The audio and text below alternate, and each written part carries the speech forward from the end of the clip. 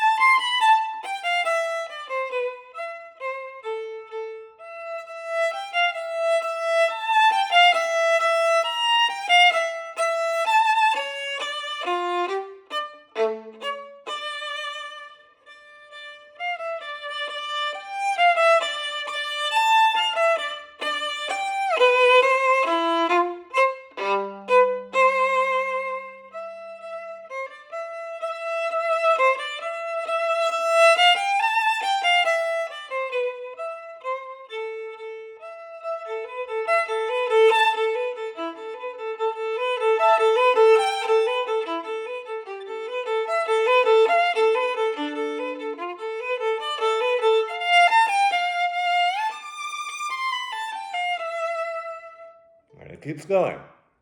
Okay, so let's go back to the beginning. A great piece, it's a lot of fun, especially.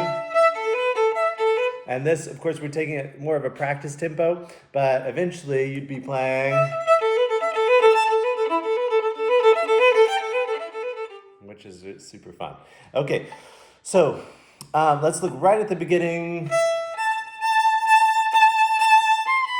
So I always say repeated notes, if you play them all the same, it sounds like you're dead. Just like when you have a heart rate, right? And it gives you the QRS, right? If you are not having movement, if it's just asystole like this, you're dead, right? So let's have movement. So I hit that first one, then back away and then grow, right? So whatever it is, you can decide how you're going to do that, but you need to have some sort of movement anytime you have repetitive notes. Okay, so growing, and then here I would come off the string just slightly so you can get a clean shift. You don't want that for Vivaldi. You want it nice and clean. Okay. Okay, and then here, right? Grow, grow, grow, grow, then fall away. Grow, grow, grow, grow. Okay, like that. And then at the second half of 7, you want forte, and then piano, and then forte. Do-da-dum-bum-ba. Same thing here. You can do forte the first time, piano, forte, and then here, shift up to third position. Okay, and then same thing, right? This is the same. Here.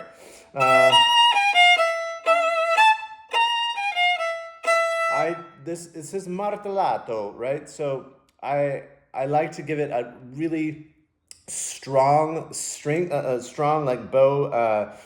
It's kind of like marked, or I forget the exact definition of martellato, but it's like marked, or you're giving it some emphasis, right? And then here, so you can give big, and then more of that marked.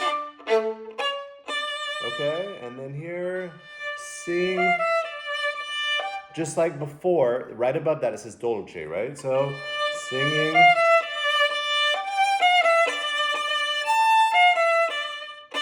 Still in third position here. So this should all be in third. 4, 3, 2, 1, 1, 1, 3, 2, 1, 1, 4, and then to first position. And then marked here. Okay, and then this.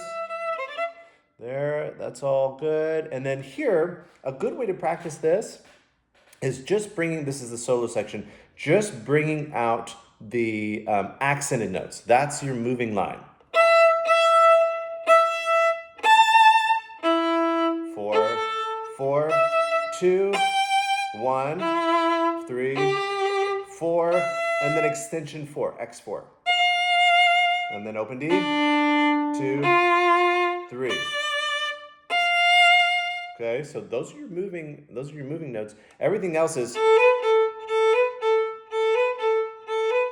right? So the idea is you get this moving line down really solid, and then you put those two together, and the moving line is much more prevalent or predominant.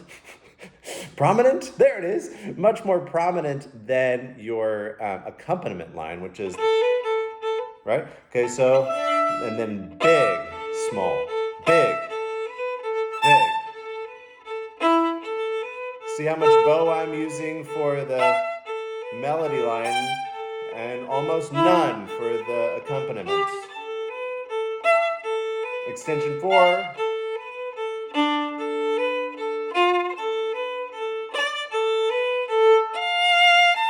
And then here, you're going to slide, I'll come back to what we just went through, but you're going to slide up from F natural up to A on the up bow. So up again, and then you're in the right position for your 4. And that's the note on the next page. And when you come down that scale, do you remember how in Twinkle you had your 2 and 3 together, right? 2 and 3 together, 1 and 2 apart, 3 and 4 apart. So I call it twinkle fingered, right? That's the spacing, okay, for that next little section. Okay, so now let's go back to that solo section. So if we have that right accent, it's just a matter of how much bow you use for the melody versus the harmony. And then when you make that faster,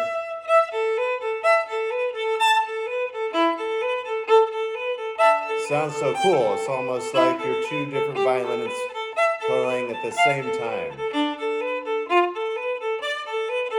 Right? And then up to tempo.